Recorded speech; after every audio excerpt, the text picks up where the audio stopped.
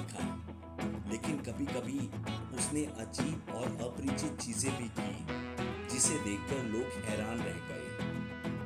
परमेश्वर चाहते थे कि इजरायली जो उसकी बातें सुनकर भी नहीं समझते, वे यिर्मयाह के कार्यों को देखकर समझ सकें। यिर्मयाह की पुस्तक अध्याय 18 और 19 में एक कुम्हार की कहानी है जो मिट्टी के बर्तन बनाता था। परमेश्वर ने यिर्मयाह को कुम्हार के घर में जाने के लिए कहा। जब वो वहां पहुंचा तो कुम्हार मिट्टी का एक घड़ा बना रहा था। यदि कुम्हार कोई गलती करता है तो वह मिट्टी को गोल कर उसे फिर से आकार दे सकता है। मिट्टी के सभी ढेले हर बार वैसे नहीं बनते जैसा कुम्हार उन्हें बनाना चाहता है, लेकिन यदि वह गलती करता है तो वह इसे किसी भी समय दोबारा तैयार कर सकता है। जब यिर्मयाह यह दृश्य देख रहा था तो परमेश्वर का वचन उसके पास आया। जिस प्रकार कुम्हार अपने हाथों में मिट्टी लेकर जो चाहे कर सकता है, उसी प्रकार परमेश्वर भी संसार के किसी भी देश और राज्य को दंडित और माफ कर सकता है।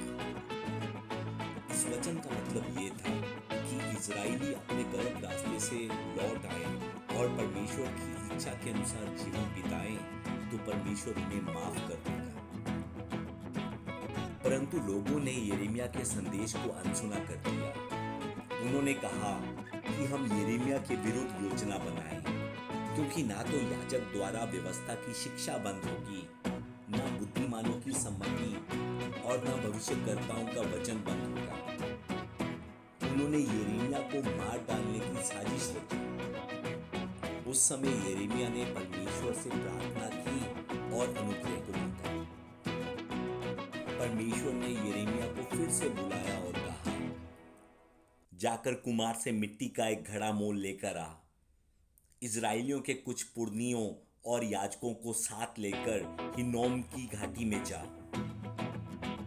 उस घाटी में पहुंचकर यिर्मयाह ने विपत्तियों और संकटों के बारे में घोषणा की। यिर्मयाह ने कहा, क्योंकि तुम लोगों ने परमेश्वर को त्याग दिया और दूसरे देवी देवताओं की सेवा की, इसलिए अब परमेश्वर यहूदा और यरूशलेम की योजनाओं को नष्ट कर देगा और वह तुम्हें अनेक देशों के सामने एक मजाक का पात्र बना देगा।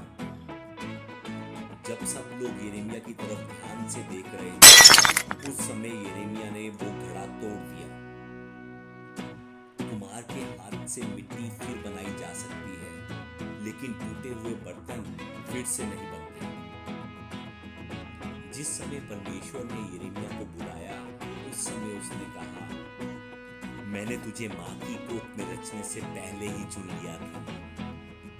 सच में वो परमेश्वर ही है जो हमें जानता है और जिसने हमें मनुष्य के रूप में बनाया है।